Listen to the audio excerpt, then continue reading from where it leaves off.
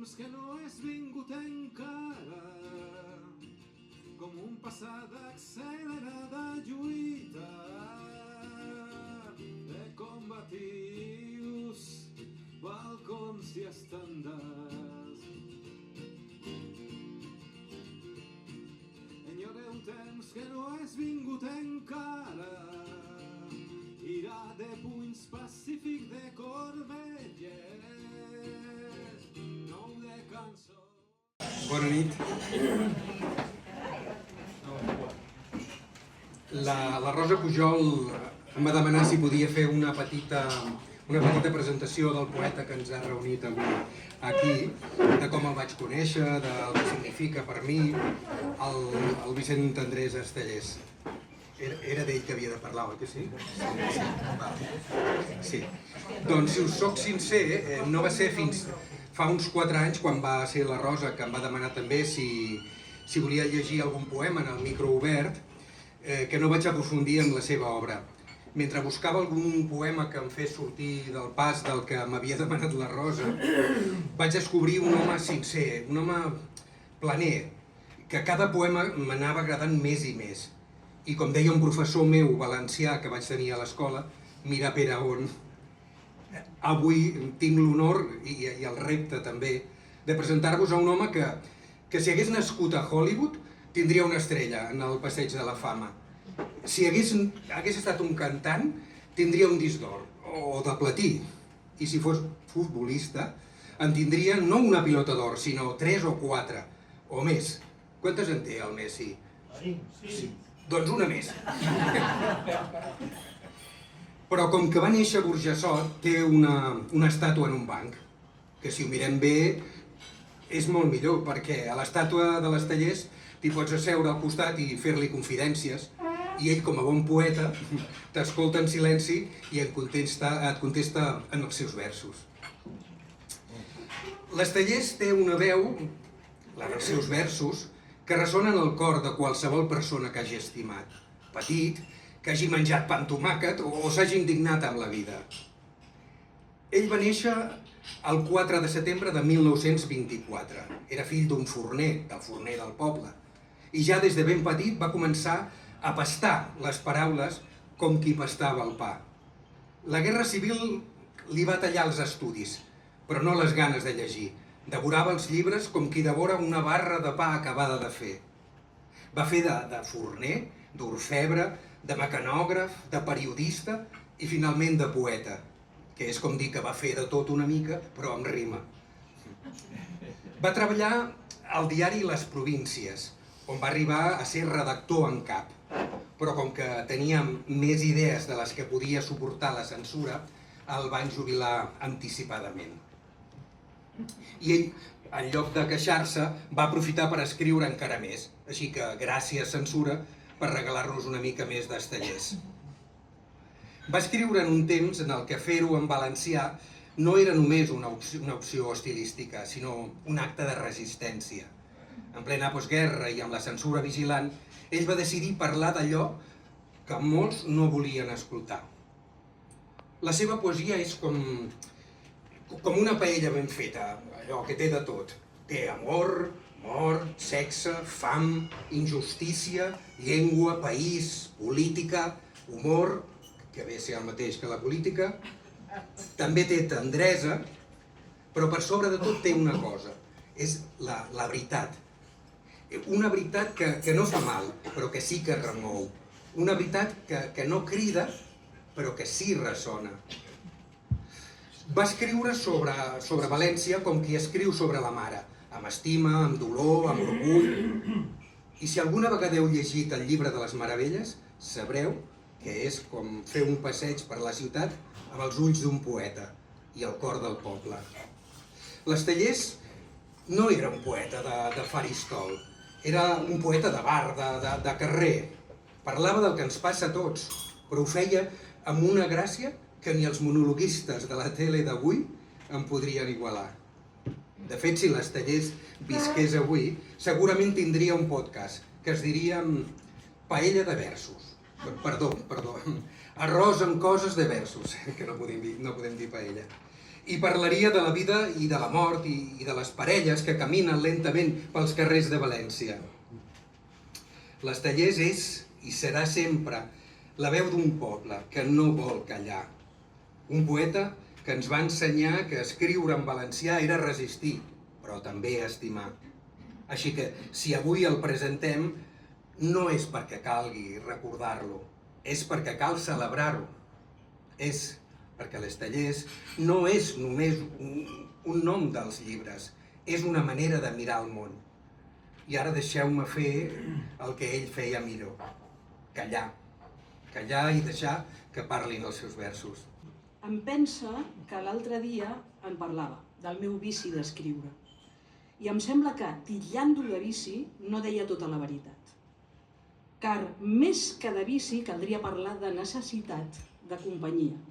Una companyia mai desficiosa, sempre fidel, sotmesa als meus capricis. Perquè em sembla que, més que d'altra cosa, es tracta d'una amorosa fam de companyia, que intente de crear-me mentre vaig escrivint, inventant, tractant de crear-me una companyia, la fidelitat de la qual arriba a un cert grau de submissió de totes les potències de l'ànima, no tan sols del cos. Així, amb aquesta companyia, la que em cree, la que m'invente, en escriure, esdevinc l'home feliç, impossibilitat de cap frau. Companyia fidel, la de la lletra escrita, la del paràgraf vestit. Vagament arrodonit, la del capítol que m'enllumena com una llanterna, una cova, la meua íntima cova, d'on crec extreure tresors, tot i que de vegades només són foteses. Però companyia al cap i a la fi. O, com deia el poeta de Lleida, Màrius Sampere, amb motiu d'una altra cosa, però és música viure. De vegades també plorar, plorar com d'amagat, però al cap i a la fi plorar. Les Illes, teuladins de la plaça de Santa Eulària. Adéu, adéu, adéu. Me'n vaig i no sé quan podré tornar a l'illa. He estimat molt una illa. Ella volia ser lliure i no es volia casar. Alegre i graciosa com una palmera. El moribund us prega encara amb un fil de veu. Parleu-me de les illes. És de debò que Eivissa s'ha casat? Totes les illes de la mar s'afalaguen, s'agafen, de la mà i canten i ballen. Ara que ets lliure, oh Cuba. Illes del Captar, com us enyoro. Llimes i taronges volaven les parres. Menorca la vella, damunt Maó la lluna, i el sol dorm a Ciutadella. A nit vaig somiar que em naixia una illa, uns homes la trossejaven, ai, dragonera petita. No com a plenitud, cosa total, sinó ho posem per cas, com m'agrada la taula. Ara un pessic d'aquesta salsa, oh, i aquest rabenet, aquell all tendre. Què dieu d'aquest lluç? És sorprenent el fet d'una cirera. M'agrada així la vida, aquest got d'aigua, una jove que passa pel carrer, aquest verd, aquest pètal, allò, una parella que s'agafa les mans i es mira els ulls. I tot amb el seu nom petit, sempre en minúscula, com aquest passarell, aquell melic, com la primera dent d'un infant. No hi havia permís encara, però la sala estava plena. Hi havia d'actuar Ovidi. Abans jo llegiria uns versos. No arribava el permís encara. Algú que brandava un paper em va dir de lluny «El permís!» i jo vaig llegir els meus versos i després va actuar l'Ovidi. Però no hi havia permís. Entraren els representants violents de l'autoritat. Un rector es feu responsable i va discutir amb uns guàrdies. El públic, dempeus, aplaudia. Eren uns allaus potents.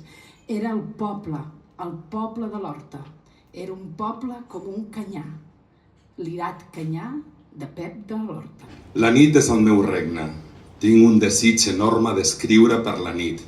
de llegir per la nit, de pensar per la nit, de plorar per la nit, de jaure, de deixar d'ésser a poc enfonsant-me així en un habitual naufragi. Escric darreres coses sobtades, impensades, repentines, calentes, amb la gran por de caure en un irreparable oblit d'açò o d'allò, a mesura que vaig naufragant, mentre caic en el son, en aquell petitíssim no ésser, i escric. Aleshores envie les acceleríssimes botelles del naufragi, els acceleradíssims missatges del naufragi, amb un deler de platges pacífiques i esbeltes en qualsevulla banda on no podré arribar mai. Acceleradament escric, faig testament ràpid de tot açò i d'allò que pot ser útil. Aleshores tinc un tendre anhel cartogràfic, dic, entre presa i presa, la situació del meu cos, del meu cor, el moment del naufragi. Tot és un enviar missatges i botelles, tirar coses al mar, de vegades amb una clara voluntat d'àncora que no sempre em confesse.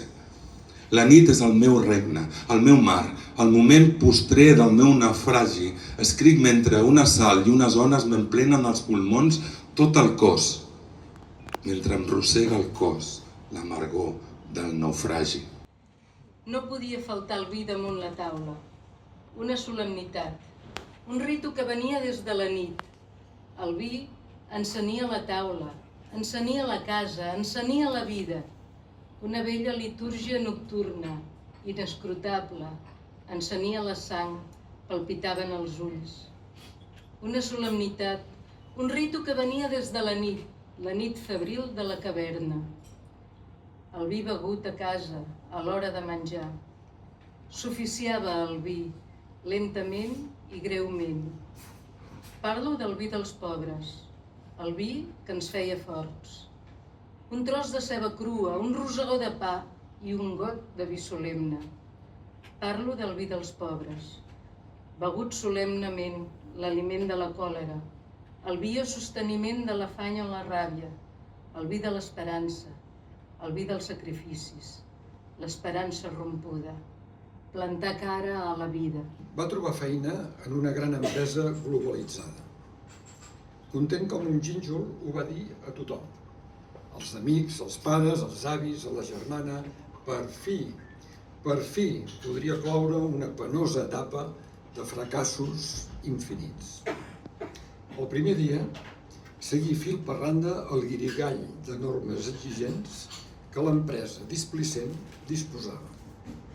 I un dia i un altre les mantingué amunt i avall de la ciutat pensant promocionar-se.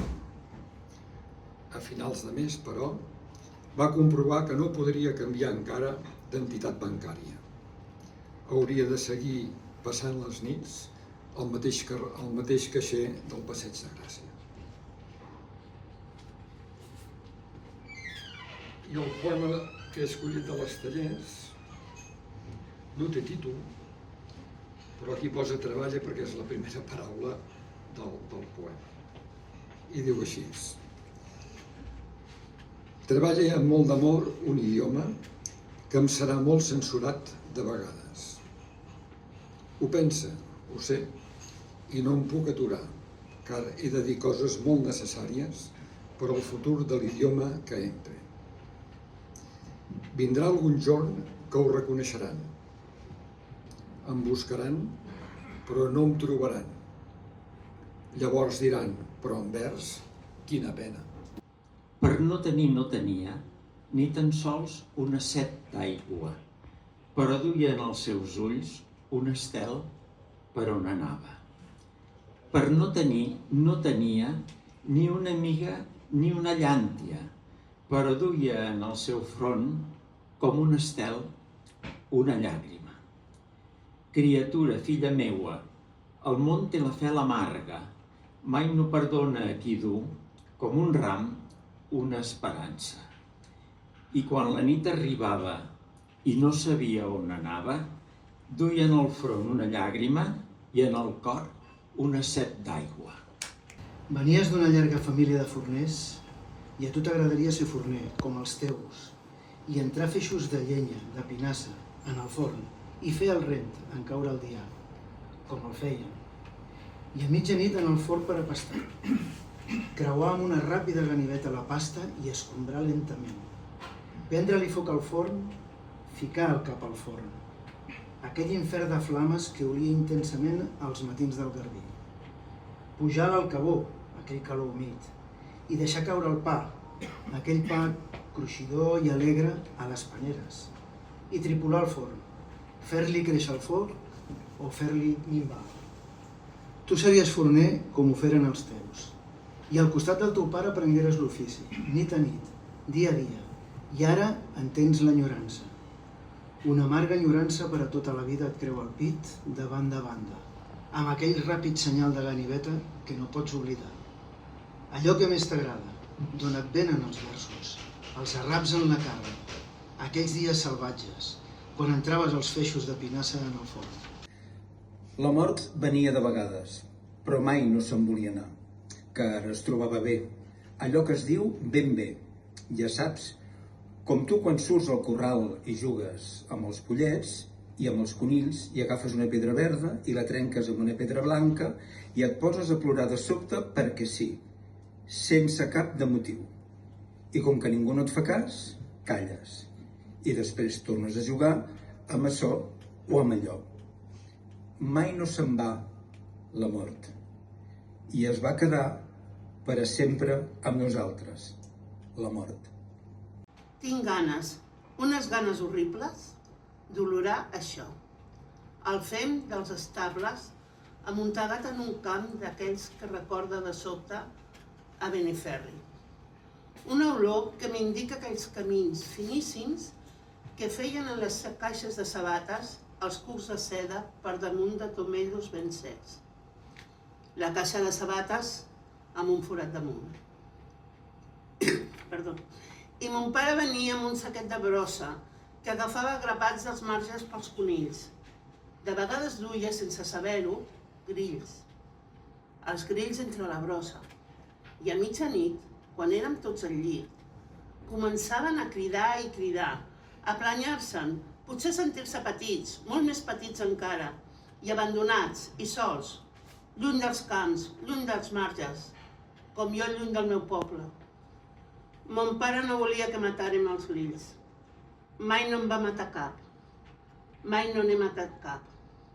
Potser ara comprenc per què tot fou així. Els grills que no he matat, però que ja s'han mort, potser ara em tornen paraules. Ella tenia una rosa de paper, d'un paper vell de diari, d'un diari groc del temps. Ella volia una rosa i un dia se la va fer. Ella tenia una rosa de paper. Passaren hivern i estiu, la primavera també. També passà la tardor, dies de pluja i de vent. I ella tenia la rosa, una rosa de paper.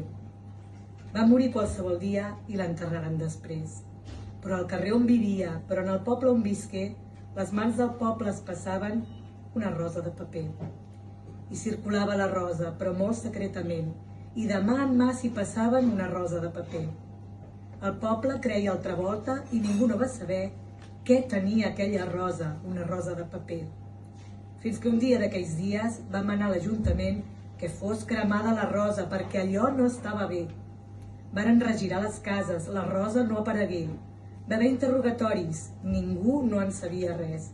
Però com una consigna, circula secretament, de mà en mà per tot el poble, una rosa de paper. Consirós can e plan e plor. Les famílies de dol per a tota la vida, la guerra, la postguerra. Recorda aquella mare que no li varen dir que el seu fill havia mort en el front de Terol. Simplement li digueren ha desaparegut. I va passar la guerra esperant el seu fill. I va acabar la guerra i esperava el seu fill. I va parar la taula. Li va posar també llençols nous en el llit. I esperava a la porta. No ha sabut res del fill. Morir? No s'ha sabut. Sols desaparegut. Es va tancar en casa amb pany i clau. Recorde els crits, Els veïns tocaven a la porta i no obria la porta. On estava el seu fill? Si fou mort, on fou mort? O coses de la guerra. Qui va a saber això? Les famílies de dol per a tota la vida. La guerra, la postguerra.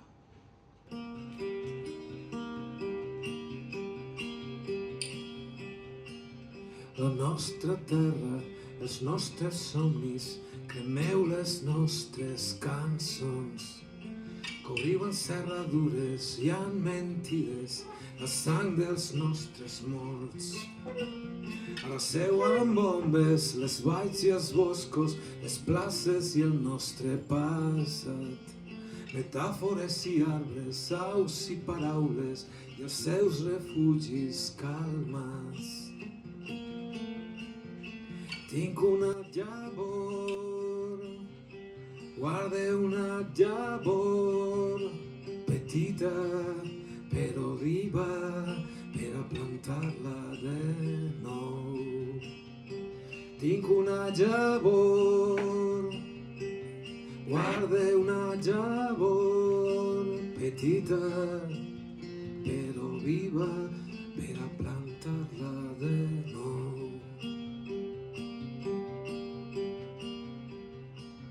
Assoleu les cases, les alqueries, herència dels nostres majors.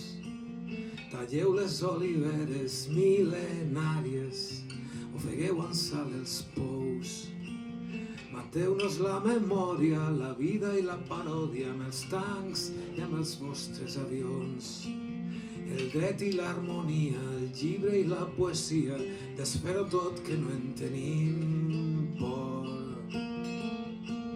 Perquè tinc una llavor, guarde una llavor, petita però viva, per a plantar-la de nou. Tinc una llavor, guarde una llavor, petita però viva, per a plantar-la de nou.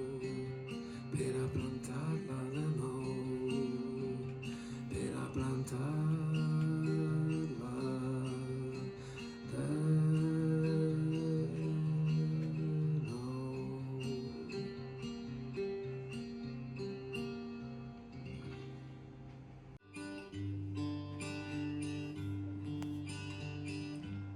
Vull anar a la mar, entre seques i horts, entre esmerles i cans, figueres i fenoll, baix de la teua mà, buscant el primer blau, sang de la teua sang, del vell salser consol.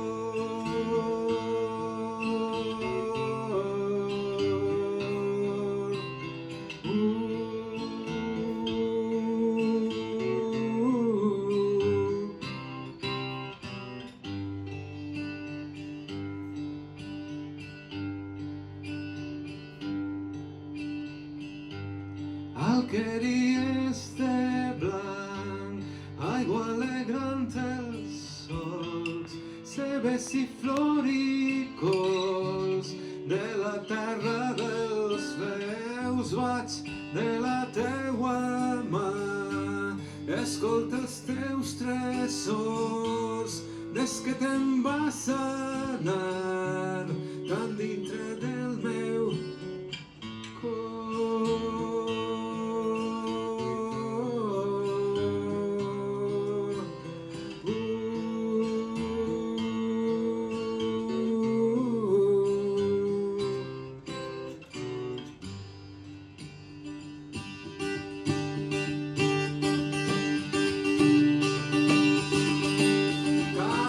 Assassinats, progrés de por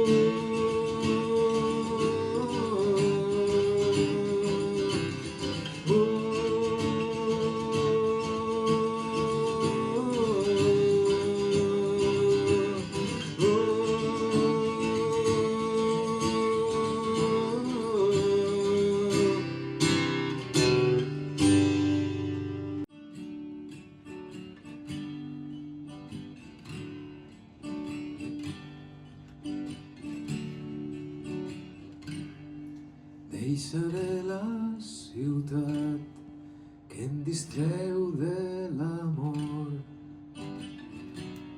La meva barca, el port i el voltamètre encès que porto a la butxaca, l'autoòmnibus brunzent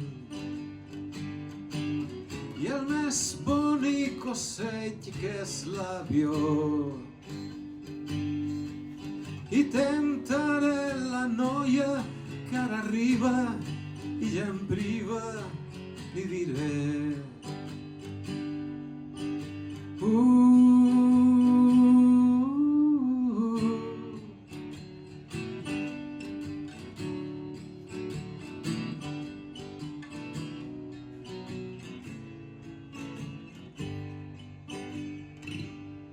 li diré com la copa melangiosa és del vi i el meu braç del seu coll, i veurà que ara llanço l'estilo i no l'acullo i em faré un rostre pàl·lid com si fos un minyó.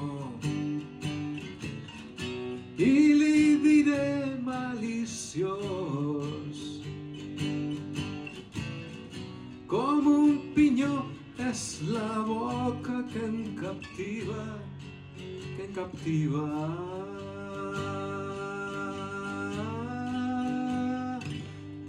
Deixaré la ciutat que em distreu de l'amor, la meva barca el port. Deixaré la ciutat que em distreu de l'amor, la meva barca el port. La meva barca el port. La meua barca el port.